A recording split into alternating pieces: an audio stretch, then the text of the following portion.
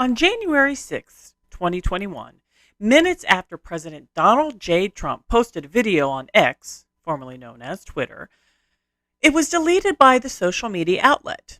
In November of 2022, new owner Elon Musk reinstated Trump's account, and that post was still gone. Fortunately, several people captured it, and it brings numerous questions to light about what really was going on January 6th and what the truth actually is regarding that day.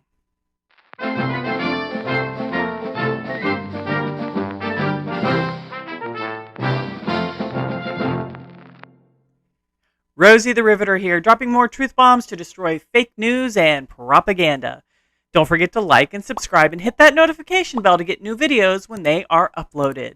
Now, let's get into today's riveting topic. Ignoring the tyrannical act of silencing a sitting president, what exactly did President Trump say that caused Twitter to delete his video? To answer that question, we need to look at what an insurrection really is and how a government is allowed to respond. For that, we need to go back to post-Revolutionary War. As I wrote in my liberating letter, reading the Riot Act, after massive debt and taxation overwhelmed poor farmers, citizens began revolting. Fed up with losing their land, their homes, their livelihood, and their dignity, to cover war and other debt, hundreds of protesters, led by Daniel Shays, met on August 29, 1786, at the Hampshire County Courthouse in Massachusetts to make their voices heard. At the time, they were called regulators. Today, the media refers to such dissenters as deplorables.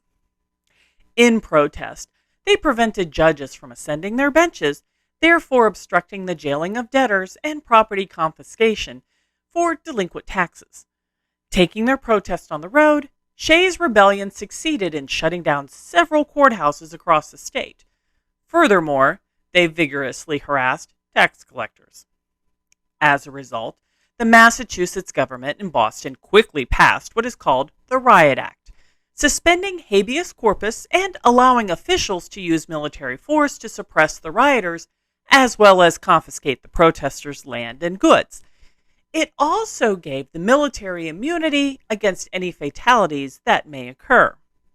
However, before invoking such strong measures to restore peace, they included a provision requiring the government to publicly present this act to the people, giving them the chance to peacefully withdraw on their own within a certain time frame before it was enforced.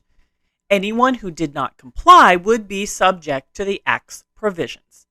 This became known as reading the Riot Act. Fast forward to January 6, 2021. The media and deep state have drilled into the American psyche that Trump supporters, led by the president himself, instigated a riot and an insurrection, despite the fact Congress acquitted him of the impeachment charges and special counsel Jack Smith refuses to indict him on insurrection. An insurrection is defined as a revolt or rebellion against an established government or governing authority.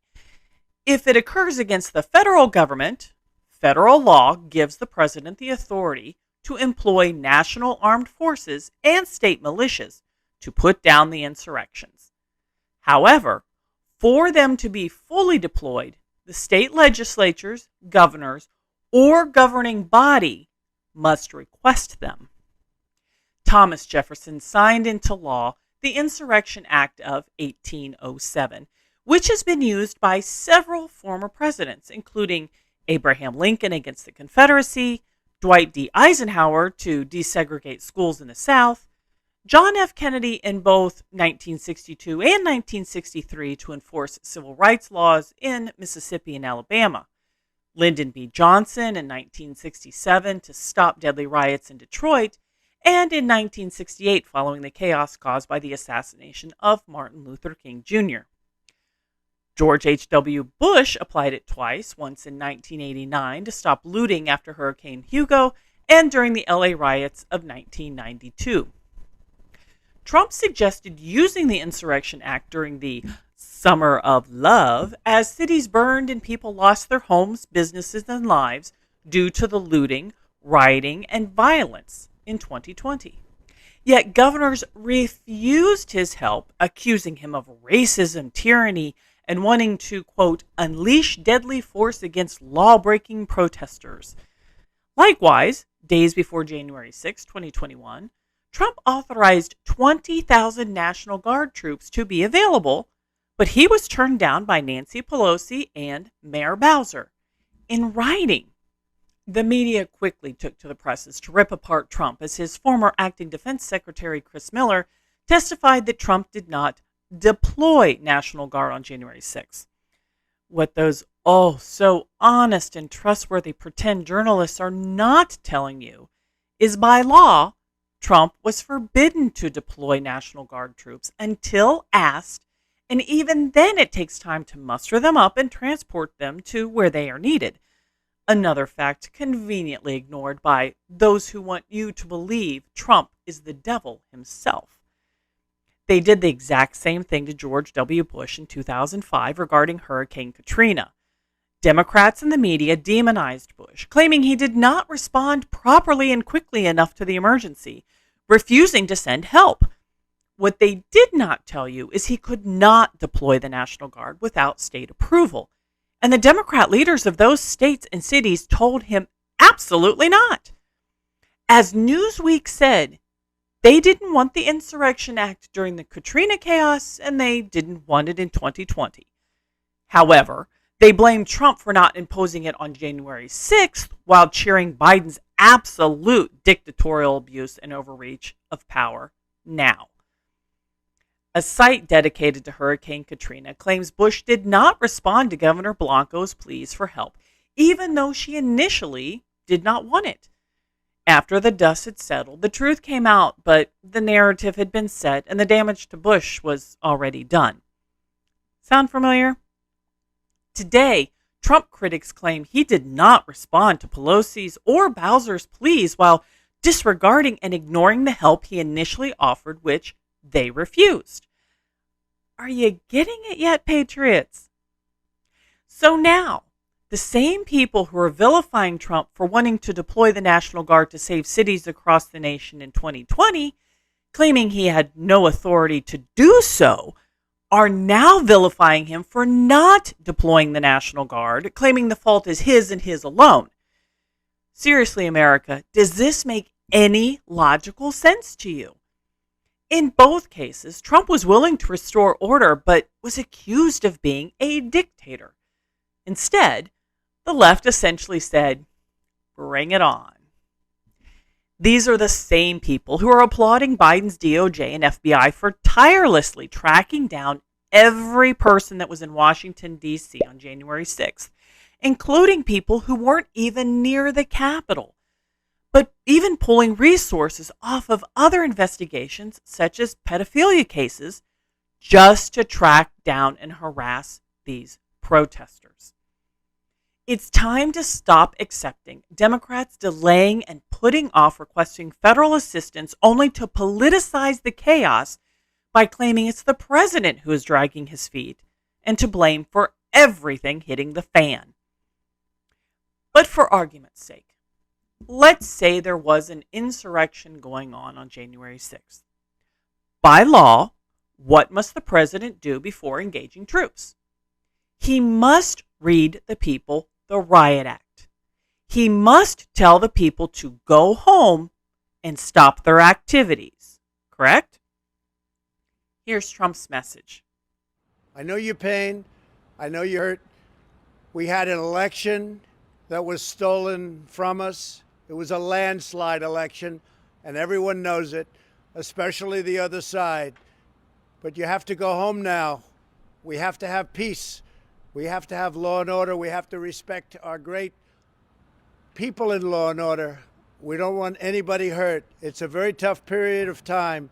There's never been a time like this where such a thing happened, where they could take it away from all of us, from me, from you, from our country. This was a fraudulent election, but we can't play into the hands of these people. We have to have peace. So go home. We love you. You're very special. You've seen what happens. You see the way others are treated that are so bad and so evil. I know how you feel. But go home and go home in peace. Even though Twitter deleted this video, Trump also posted 2 written messages which were read to the people at the Capitol and seen by everyone across the nation. We're going to pull up the tweet. Donald Trump has asked everybody to go home. Donald Trump, quote, I am asking for everyone in the U.S. Capitol to remain peaceful, no violence. Remember, we are the party of law and order. Respect our law enforcement, men and women in blue. No. Pull up the video. There's a video. Yeah, he has a video. He just tweeted it. Of course, the media continued to mislead the public, knowing most just read the headline while bearing the truth. If it's true they believe he should have deployed troops, why did Twitter take down his video? Why are they still hiding that Trump was taking steps to do just that? 2 days later, Twitter suspended his account altogether. Why? Was it so the false narrative Trump did nothing to stop the riot, was slow to respond, or only responded because he had to, could be established? Thanks to the release of the J6 videos by Speaker Mike Johnson, we now have video proof so many of us have known for 3 years. Those exercising their First Amendment were peaceful, invited in by the Capitol Police, or shoved in by a few bad actors. I give more details and evidence on this in my video on January 6th, linked below.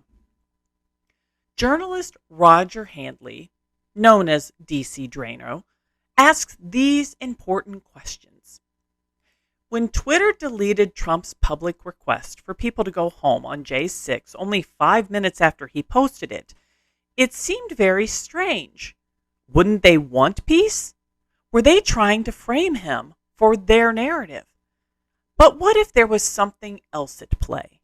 What if they were trying to limit his ability to activate the Insurrection Act? The one prerequisite for invoking the Insurrection Act is to first call for disorderly citizens to go home. And what did he say in his video? He called for people to go home. Was Twitter trying to thwart Trump's attempt to comply with these requirements? If so, who was orchestrating this? DC Drano included with his tweet a clip from Newsweek. The left is going crazy over this suggestion. But why would Trump calling for order to be restored, invoking the Insurrection Act, send his opponents over the edge? Simple. This realization completely destroys their narrative that Trump orchestrated an insurrection and did nothing to stop it. Evidence is building quickly that there was an insurrection in America, all right. But it was not by Trump and his supporters. If, in fact, the election was stolen, can January 6th actually be an insurrection as the protesters were right in their objection? Likewise, if the election was stolen, who are the true insurrectionists in that case? Who was really trying to overthrow our form of government by manipulating the will of we the people? The left also lied with the help of the January 6th committee regarding Trump's speech that day. They actually edited out his call for the people to peacefully make their voices heard. Regardless, things were already occurring at the Capitol before Trump even ended his speech. So it's a bold-faced lie that he instructed his supporters to breach the Capitol. Find out more regarding that timeline in my video linked in the description box below. The committee continued their deception with this tweet following Miller's testimony. But there's a few things they're not telling you. First of all, Trump did not need to talk to Miller on January 6th. Trump had already given him and Kash Patel the authority to deploy troops. To their second point, the president can only lawfully deploy troops if the governing body approves it. In a written letter, Mayor Bowser flat out denied any help.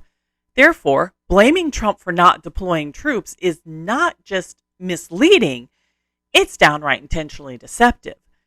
If he had deployed the military without Bowser's or Pelosi's approval, they would have impeached him for that, just like they threatened to do during the 2020 mostly peaceful riots.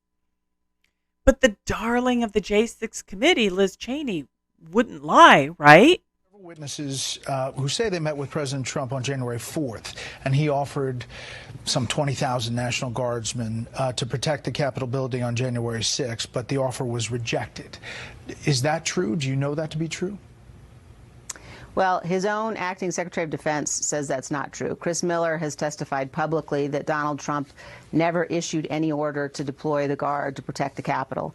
And so I would point people to his own Secretary of Defense's public testimony. So the four of you that I've had an opportunity to interview now confirm that on January 4th in the Oval Office that you heard Donald Trump authorize up to 20,000 troops, Kash Patel, 2 days before January 6th even happened. Tell us about that meeting. Yeah, it's not one of those. Thanks again, Sean, like Chris said, for having us, especially on D-Day, to talk about this serious matter. It's not one of those meetings you forget. The Secretary of Defense, Chris Miller, the Chairman of the Joint Chiefs of Staff, Mark Milley, the Chief of Staff to the President of the United States of America, Mark Meadows, and the President of the United States himself in the Oval Office talking about some of the most serious national security threats we were facing. And then we pivoted to setting up for January 6th, and Mr. Trump unequivocally authorized up to 20,000 National Guardsmen and women for us to utilize should the second part of the law, the requests, come in. But those requests never did, as you highlighted. Let me be very clear. Both of you said this under oath, under the threat of a penalty of perjury to the committee? Oh, absolutely, Sean. And to be clear, Kash brought it up best. The meeting was one of the serious kind of heavy meetings I've been in, and it was about a foreign threat that was directed towards the United States, which obviously we can't talk to for fear of ended up in jail. And so I kind of want to be clear. The president, as we're leaving, it says, hey, one more thing, and we all sat back down and we discussed what was going on January 6th. I don't want to, because I think that's important to bring up so that the opposition doesn't get this idea that this was the purpose of the meeting. The president was doing exactly what I expect the commander-in-chief to do, any commander-in-chief to do. He was looking at the broad threats against the United States, and he brought this up as on his own. We did not bring it up. I think we were going to start with President Trump. Are they ready to call their first witness? Yes, we would call Kash Patel. To your knowledge, did any senior DOJ leader ever state in words or substance that they felt they needed more or different authorization from President Trump before they could deploy National Guard troops to keep the peace on January 6th? No. So why didn't we have 10,000 National Guard troops suited up and armed guarding the Capitol in the morning of January 6th? There's a multitude of reasons, but namely, step one was a commander-in-chief's authorization, which we had. Step two was a request by the governing body, the local governing body. It's the mayor, since it's Washington, D.C., and or the heads of the Capitol Police Bureau. And Mr. Patel, I would ask you if you recognize this letter. I do. It's the letter I referenced from Mayor Bowser, I believe on January 5th, to the Department of Defense, where she specifically stated we would not be requesting any additional National Guards men and women. And that was her letter to us. That was the declination of a request. And so we were on standby. Did you testify before the January 6th Select Committee? I did. Were you questioned in a public hearing? No, they declined my request for a public hearing. Was your testimony public when given? No. Did you tell them what you've told us today about the president and the deployment of National Guard troops? I believe so. Did the committee ever call you to testify about those issues in public session? No. Some of the senior officials, people like Kash Patel, apparently not available. We felt it appropriate that the transcript should be made public at some point, and after months-long negotiations, they refused to do so and published their final report. And to my memory, it had been excluded. I think on the eve of the dissolution of the committee, my transcript was the last one released. I have no further questions, sir. Please, sir. Thank you very much. You called their bluff. And what's shocking to me, because I didn't even really understand this, is that you gave this testimony. Liz Cheney and Kinzinger and you guys, he gave this testimony essentially to J6 and they buried it. Some of the senior officials, people like Kash Patel, apparently not available. Point blank. Is your testimony basically one of the key reasons that Jack Smith can't and won't indict President Trump for insurrection? You know, I believe so. It's the truth. If anyone could have charged President Trump with insurrection, this special counsel, Jack Smith, would have done it.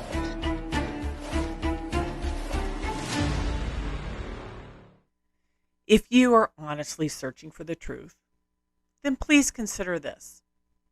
If Trump was truly instigating an insurrection, he would not have offered the National Guard to Mayor Bowser and Pelosi. Likewise, to respond with the Insurrection Act, he was required to call on rioters to disperse. If Trump wanted the insurrection, why did he post a video doing just that? And if his critics truly wanted him to invoke the Insurrection Act and deploy the troops, why did Twitter remove the video and the media hide the fact from the American people? The truth will set us free, patriots. It's time we find it. I'm Rosie the Riveter, and that's my 2 cents. But what do you think? Leave your comments down below. If you enjoy my content, please consider supporting my work on Patreon. You can find all my videos and my blog, Liberating Letters, at thefactspaper.com. You can also start your own research on the Facts Paper by exploring the thousands of links to articles I have, including those noted in my videos. Sharing the truth fake news propagandists won't. Investigate and discover the truth for yourself.